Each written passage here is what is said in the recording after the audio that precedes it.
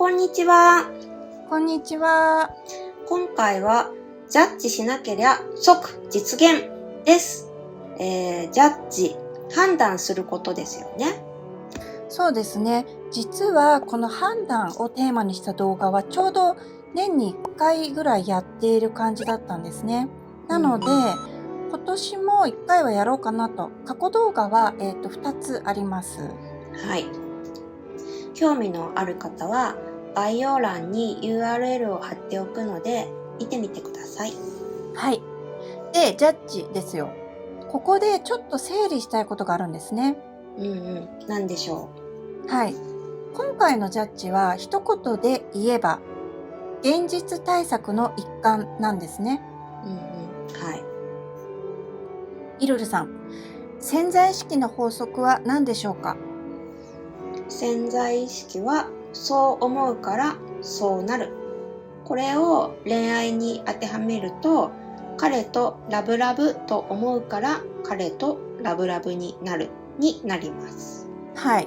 で、彼とラブラブと思うのは自分が思うわけで、自分が思わなければ想像は始まらない。そう考えると自分がラブラブと思ったらそれで完了なんですね。はい、そうですよね。彼とラブラブになった以上なのは頭では分かってるんだけど、そこから半月、1ヶ月、3ヶ月経って現実に反映されなければ、彼とラブラブになってないじゃんってなってしまう。現実をガン見してしまうんですよね。だから現実をガン見するなって1万回は言ってますよね。でもそれでもどうしても気になるんですよ。って皆さん言うんですよ。本当は現実を見ないって腹をくくってほしいところですけど、とにかく現実を見ちゃうっていうわけじゃないですか。はい。で、現実を見たらそれはエゴは出ますよ。なんかもうね、当たり前のことをわざわざしに行ってるんですね。現実の彼の言動を見てもうダメだ、終わった、不安だって言い続けると。だから見に行くなって言っても見に行くじゃないですか。そうなんですよね。見たくはないけどね。見たくないけど見に行くってことは見たいから見に行ってるってことなんですって。マジでホラー映画が苦手な人が絶対映画館にホラー映画って見に行かないですよね。ホラーだと分かっても見に行きたい。怖いもの見たさで見に行っちゃったってことはあると思うんですけど、それはつまり見たかったってことになるじゃないですか。見たいから見に行ってるんですよ。そうなるよね。そうなるよねじゃなくてそうなんですよ。でも主題は今回はそこではないのでね。で、わざわざ見たくて見に行った現実ですよ。誰も頼んでないのに自ら勝手に見に行ってるその現実です。その現実で彼女ができたとします。この時現実に対する対応策としては主に2つあるんですね。2つ。はい。1つ目はその起きた出来事に対して好意的に解釈すること。起きた出来事って大抵の場合大していいことじゃないんですね。だってちゃんと動いているのか不安で現実を見に行くとしたら、その時点でとうにうまくいっている意識とはかけ離れてるじゃないですか。そうなんだよね。大していいことがない現実を見に行って彼女ができた時、ほとんどの人のその出来事に対する反応は、彼女ができたならもう終わりだ、彼女ができたなら私が復縁することはないみたいに、無理、終わり、もうダメみたいな反応になると思うんですね。で、この反応について無理、終わり、ダメじゃなくて、どんな出来事が起きようが彼は私のことが好きなんだなって反応してもいいよねっていうのが、起きた出来事に対して好意的に解釈することになるんです。これは過去動画でも、随所でやってますが、特に関係する動画は、その思考、エゴ、全部好かれてるに置き換えですね。そうそう。ある出来事が起きて自動的に反応するエゴについて、何でもかんでも彼私のこと好きなんだなに置き換えちゃえっていう動画ですよね。まさにこれです。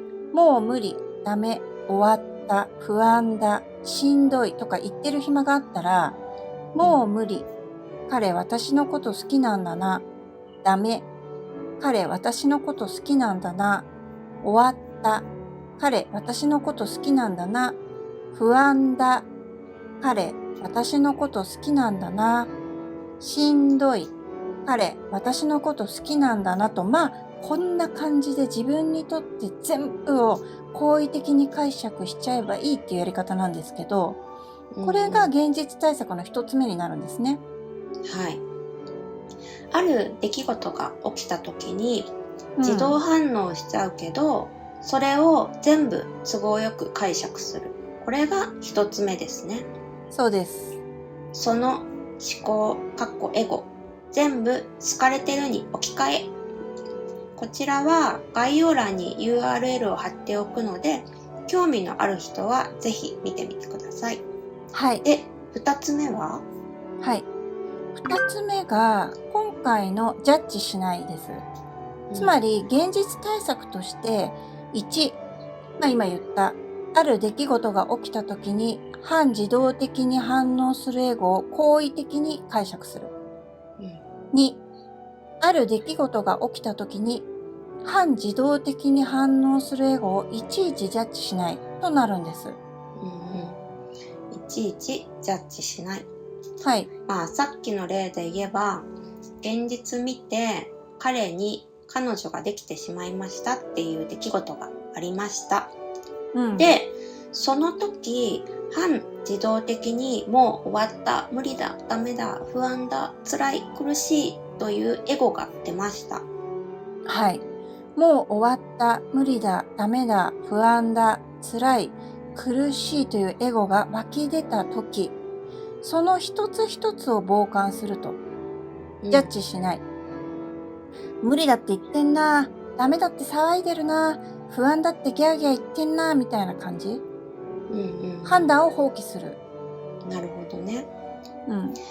自動的に反応したものだからこそ、エゴはそう言ってるけど、いちいち無理だ、終わった、最悪だとか決めつけるのをやめようみたいな感覚でいたらいいんですね。そうです、そうです。でね、いちいち決めつけない、判断しないっていうのが板についてくると、彼に彼女ができたっていう出来事が起きた時に、超高速で無理、終わった、ダメとか直結させなくなるんですよね、だんだん。彼に彼女ができた、空白みたいな。空白？はい。彼に彼女ができたって聞いて、ただその言葉だけが空中にある感じ？無の感じっていうか、全然伝わらなかったらすごい申し訳ないんですけど、そんな感覚なんですね。なんとなくですけどわかりますね。判断しないを徹底していくとそうなるってことだね。はい。でも別にですよ、修行じゃないんだからさ、判断しない特訓しろとか言うつもり全くないんですよ。判断しないができなければ、さっき言った一つ目の好意的に解釈するっていうのをやってみてもいいし、こうしたことも自分に合うか合わないかの世界なので、どっちが合ってるかは当人しかわからないです。そうだね。はい。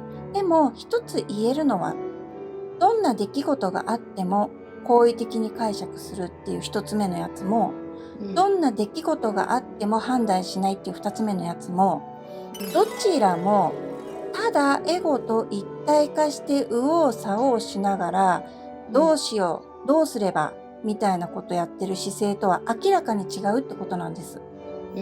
確かに違うよね。どちらもエゴに振り回されず、自分が舵取りしてる感じがするよね。そこですよ、イルルさん。大事なのは、その現実を見ちゃってどうしよどうすればとかやってる場合じゃないんですよ。そうじゃなくて、自分の人生なんだからさ、自分にとって最も楽な方を選び続けていくんです。これが何より大事じゃないかなと思ってるんですね。そうだね。でもね、最初の方で言ったんですけど、うんそもそもはうん現実そのものを見なければ、うんこんなめんどくさい対策を講じる必要すらないわけですよ。うん見るなって言ってもわざわざ自分にとって悪いこと探しに行く人のための対策なんで、本音を言えば、現実覗き見する時間もったいないから、ただ彼とラブラブという思いにいてくれないって思います。そうだね。うん。でも思いに続けるってなかなかできないものなんだよね。だけど、とっくに終わった残像と答え合わせしても何の答えもないし、マジで。だから、いい加減、本当に、いよいよ、現実とか構えに行くのをやめてくれませんって思うんですよね。そうですね。彼とラブラブという思いからは一歩も動かない。はい。イルルさん、やれってことですか？久しぶりに言いますね。おい、とうにうまくいっているその場所だ。彼とラブラブというその場所から一歩も動くんじゃねはい、拡声器が鳴り響いたところで今回はこの辺で、はい、ご視聴いただきありがとうございました。ありがとうございました。チャンネル登録やいいねもお願いします。お願いします。